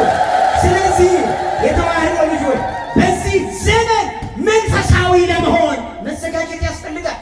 ትንቢተ ኢሳይያስ ምዕራፍ 64 ከቁጥር 1 ጀምራችሁ ስታነቡ እንዲህ ይላል፣ በከመ ይግፎ ነፋስ ለጸበለ ምድር ከማሁ ኀፈሰነ ጌጋየነ። ነፋስ ትቢያን ጠርጎ እንደሚወስደው በደላችን እንዲሁ ጠረገን፣ ኃጢአታችን እንዲሁ አደረገን ካለ በኋላ ጽድቅነ ኮነ ከመ ጽድቀ ትክቶ ይላል። ጽድቃችን መንፈሳዊነታችን እንደ ደም ጨርቅ ሆነ። እንደምን ጨርቅ ሆነ? የደም ጨርቅ ሰው ፊት አይለበስም። የደም ጨርቅ ሰው ፊት ምን ይላል? ያስነውራል። የተዋህዶ ልጆች ይህ ነውር የተባለ የደም ጨርቅ የተባለ ኃጢአትን ለመራቅ መንፈሳዊነት ያስፈልጋል። መንፈሳዊነት ያስፈልጋል። የድሮ አባቶቻችን ሽማግሌዎች ካላችሁ በድሮ ዘመን እንዳሁኑ ስልክ ከመምጣቱ በፊት ወገን ለወገኑ ሲጽፍ የሰማዩን ርቀት ያክል፣ የምድሩን ስፋት ያክል፣ በሰማይ የሚኖረውን ከዋክብት ድምቀት ያክል፣ የጨረቃ ውበቷን ያክል፣ የፀሐይዋን ውበቷን ያክል ወንድሜ እንዴት ነህ? ሰላም ነው ሆይ? እኔ ደህና ነኝ ይልና አንብብልኝ እስቲ ይላል ገበሬው ዙሮ ማለት ነው። ረጅም ሰፈር ሄዶ እኮ ነው ገበሬው የሚያጽፍ። እኮ ገበሬ ማምላክ ረጅም ዘመን እስኪ ድገምልኝ ይላል። አይቆይ የቀረች ነገር አለች። መተህ ከልጄ ሰርግ እንድንገናኝ ሰርጉ ላይ ምግቡን እንድትመገብ መጠጡን እንድትጠጣ ይላል። አሁንስ የቀራለ ይለዋል ጻፉ። አይ የለም አልቀረም፣ በቃ ላክልኝ። ያኛው ደግሞ ተቀብሎ የእሱን ሀሳብ ይረዳል። እዚህ በዘጠናዎቹ ውስጥ እኮ ነው ሀሳቡን ይረዳል። ወይኔ እኔን ብሎ ያዝናል። ምሳሌ 12 ላይ አንብቡት። እስመ ነፍሰ ጻድቃን ይትራራ ለእንስሳው ይላል። የጻድቅ ሰው ነፍስ ለእንስሳ ይላል። ያሳደጉን ገበሬዎች ረጅም ዘመን የቆየ በሬ ሲኖር ሲሸጥ ወይኔ በሬ የታረደ ብሎ ያለቅሳል ገበሬ። ረጅም ዘመን ስትታለብ የኖረች ላም ካለች ላም የሞተችብኝ ተሸጠች ብላ ታለቅሳለች። አየች፣ ለእንስሳ የሚያለቅስ ትውልድ ያለባት ለሰው የማያለቅስ ትውልድ ያለባት እና ያ ገበሬ ሄዶ ደብዳቤውን ካስረዳ በኋላ ያኛው ልክ እንደጻፈለት በፍቅር ያነበዋል። ይኸውላችሁ ወንጌል ክርስቶስ እንደ ገበሬ ሆኖ የጻፈልን መልእክት ናት። ደህና ናችሁ ወይ? ሰላም ናችሁ ወይ? በቤት እየኖራችሁ ነው ወይ? ተዋዳችኋል ወይ? እኔ ናፍቄያችኋለሁ፣ እናንተስ ናፍቃችኋል ወይ? እያለ ወንጌል ክርስቶስ የጻፈልን ደብዳቤ ናት። በመሀል ላይ ተናግሯል። ውዴን ስፈልገው አደርኩ ይላል። ተመልከቱ፣ አልጋዬ ላይ እንቅልፍ ቢይዘኝም መከራ ቢደርስብኝም ግን ከጓዳ ወጥቼ ውጭውን ስፈልገው አደርኩ ይላል። ይህ ማለት ምን ማለት ነው? ሊቃውንት ሲያመሰጥሩ በጉባኤ ነቢያት ፈለግኩት፣ በጉባኤ ሐዋርያት ፈለግኩት፣ በጉባኤ ሊቃውንት ፈለግኩት። ማንን? ውዴ የተባለው ክርስቶስ ነው። አመስግኑት የተዋህዶ ልጆች፣ ክርስቶስ ነው። እዚህ ነው ሊቁ ዮሐንስ አፈወርቅ ነአምን አበ ፈናዌ ከመ አብ ውእቱ በህላዌ ወነአምን ወልደ ተፈናዌ ከመ መንፈስ ቅዱስ ውእቱ በህላዌ ወነአምን መንፈስ ቅዱስ ማሕያዌ ከመ መንፈስ ቅዱስ ውእቱ በህላዌ ይለናል። ምን ማለት ነው? ለእናንተ ይሄ ምስጢር ነው፣ አይነገርም። ይነገራል፣ ተረጉምላቸዋል። አብ በተለየ አካሉ ፈናዊ፣ አብ በተለየ ግብሩ ወላዲ፣ አብ በተለየ ባህሪው ለባዊ ወአለባዊ፣ አብ በተለየ ስሙ አብ ብለን እናምነዋለን ይላል። ማን ብለን እናምነዋለን? መንፈስ ቅዱስም ወልድም እንዲሁ ጊዜ ላለመፍጀት የተዋህዶ ልጆች አስተው መንፈሳዊነት ብለን ተነስተን ራስን መሆን ነው፣ ከኃጢአት መራቅ ነው፣ በመንፈስ ቅዱስ መመራት ነው ብለን ሶስት ነገሮች አይተናል። ይህ መንፈሳዊነት የምታስተምረን ርትዕት ቅድስት ኦርቶዶክሳዊ ተዋህዶ ቤተክርስቲያን ናት። እውነት ዓለማውያን ምሁራን ካላችሁ በሳይንሱ ትንሽ ሞከርም ስላደረግን ዓለማውያን ምሁራን ትኖራላችሁ። አንድ ሳይንሳዊ ጸሐፊ ነው፣ በሳይንሱ ያለፈ ዲጂ ወይም ደግሞ ጂዲ ቶማስ የሚባል ጸሐፊ ነው። እስኪ ሰርች አድርጋችሁ አንብቡት እና ስለ ሃይማኖት በእኔ በኩል ሃይማኖት ብዬ የምናገረው አንድ ሃይማኖት እኔ የምለውን ነገር ካሟላ ነው። እኔ የምለውን ነገር ካሟላ ነው። ተመልከቱ የቤተ ክርስቲያናችን ምን አይነት ከስር ጀምሮ እስከ መጨረሻ ድረስ ምን አይነት ጥበብ እንዳላት ሲናገር ማለት ነው። የመጀመሪያው በዓለም ላይ ሃይማኖት ብዙ ነው፣ ነገር ግን እኔ የምለውን ሃይማኖት ካሟላ፣ እኔ የምናገረውን ሃይማኖት የሚባለው ካሟላ ትክክለኛ ሃይማኖት ነው ይላል። ያዙልኝ፣ ሳልተነትን በነጥብ ነው የምነግራችሁ። አንደኛ እውነተኛ እምነት ለመሆን ጥንታዊ መሆን አለበት። ምን አይነት እምነት ለመሆን? እውነተኛ እምነት ለመሆን በየአዳራሹ ተሰብስቧል። በሸራ ጠልሎ ኬንዳ ጥሎ ቆርቆሮ ተከራይቶ መጥቷል ሃይማኖት። የኛ ሃይማኖት ጳጳስ አልመሰረተው፣ የኛ ሃይማኖት ፓትርያርክ አልመሰረተው፣ የኛ ሃይማኖት ሰባኪ ዘማሪ አልመሰረተው። የመሰረተው ማን ነው? ክርስቶስ ነው። ክብር ምስጋና ለአምላካችን ይሁን። እውነተኛ ለመሆን ጥንታዊ መሆን አለበት ይላል። የኛ ሃይማኖት ጥንታዊ ናት አይደለችም? አይደለችም። ጎበዞች ለራሳችሁ አበቡ፣ በደንብ ለራሳችሁ ከፍ አድርጋችሁ ናት። ተመልከቱ ትንቢተ ኤርምያስ ምዕራፍ 6 ቁጥር 16 ላይ ስታነቡ እንዲህ ይላል፣ በመንገድ ላይ ቁሙ፣ የቀደመችውን መንገድ ጠይቁ ይላል። አንደኛ። በሁለተኛ ደረጃ ከሰው በላይ በሆነ ኃይል መመስረት አለበት ይላል። ከሰው በላይ በሆነ ምን ኃይል። ማነው የመሰረታት? የኛም ቤተክርስቲያን ማነው የመሰረታት? እግዚአብሔር። ሶስተኛ ለዓለም ያበረከተው አስተዋጽኦ መመዝገብ አለበት ይላል። ለዓለም ያበረከተው ምን? ለዓለም ያበረከተው ምን? አስተዋጽኦ። ኦርቶዶክስ አበረክታለች አላበረከተች? ፈረንጆቹ የሚመጡት ማንን ብለው ነው እንዴ? ላሊበላ የማን ነው? ኧረ ተናገሩ። የማን ነው? የኛ በሉ። የማን ነው? አክሱም የማን ነው? ሌላዎችም ገዳማት የማን ናቸው? እኛ የኦርቶዶክስ። ተመልከቱ።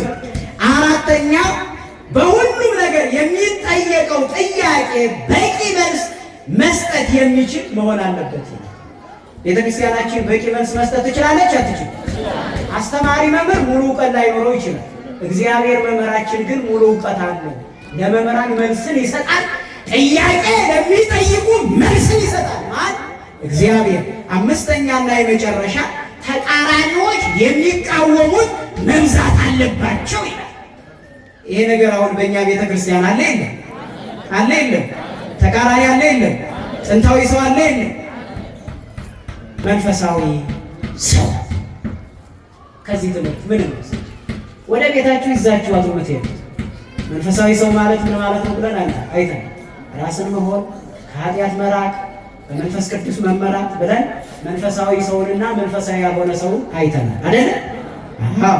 ከዚህ ትምህርት ምን ነው ሳመሪ ወይም ኮንክሉዥን የምትሉት የትምህርቱ ይዘት መጨረሻ ማጠቃለያ የምትገነዘቡበት ከዚህ ትምህርት ምን ነው?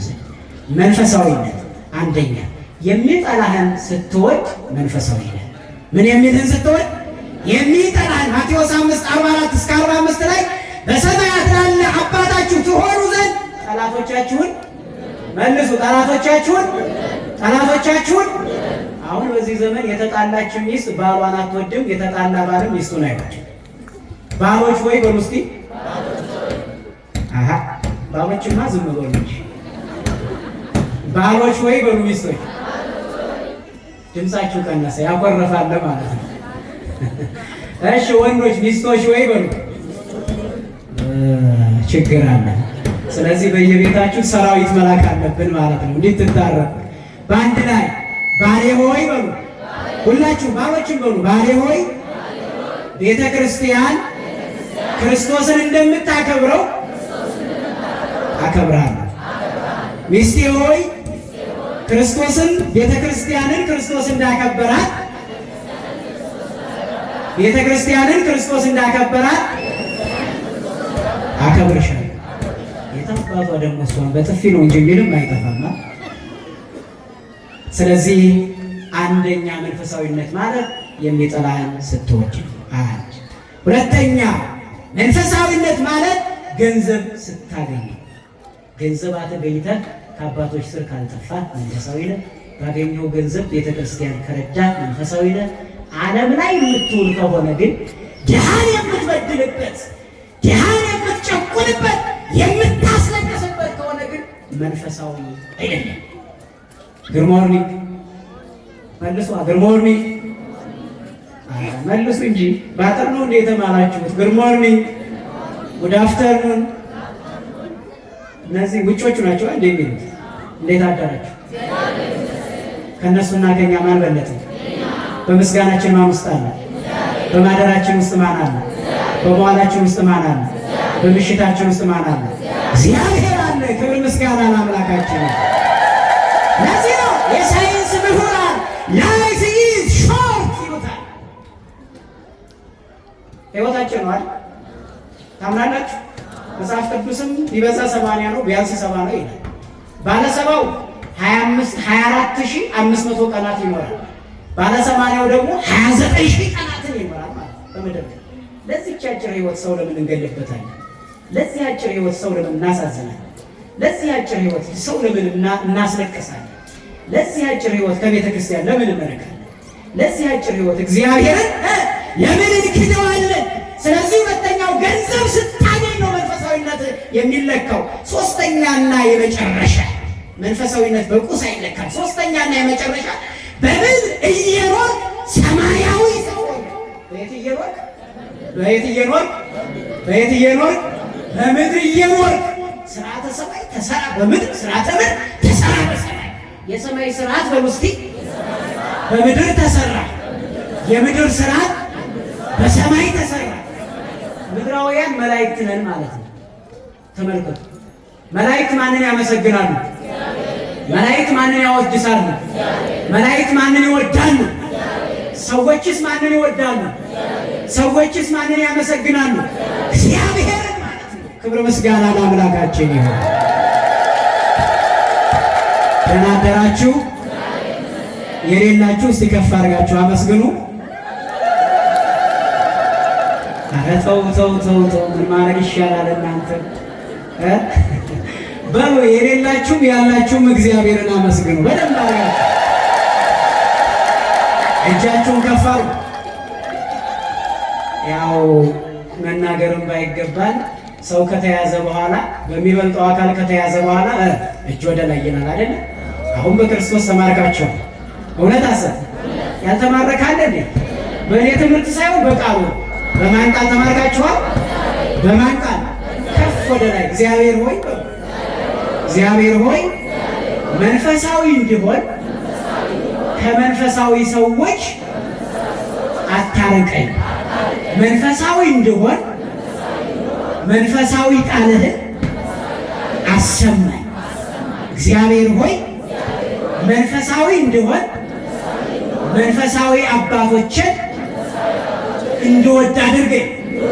እግዚአብሔር ሆይ መንፈሳዊ እንዲሆን የነቢያትን መንገድ፣ የሐዋርያትን መንገድ፣ የሊቃውንትን መንገድ፣ የጻድቃንን መንገድ፣ የሰማዕታትን መንገድ፣ የካህናቱን መንገድ፣ የጳጳሳቱን መንገድ፣ የካህናቱን መንገድ፣ የቆሞሳቱን መንገድ፣ የእህቶቻችን መንገድ አሳየኝ። ይቆየን።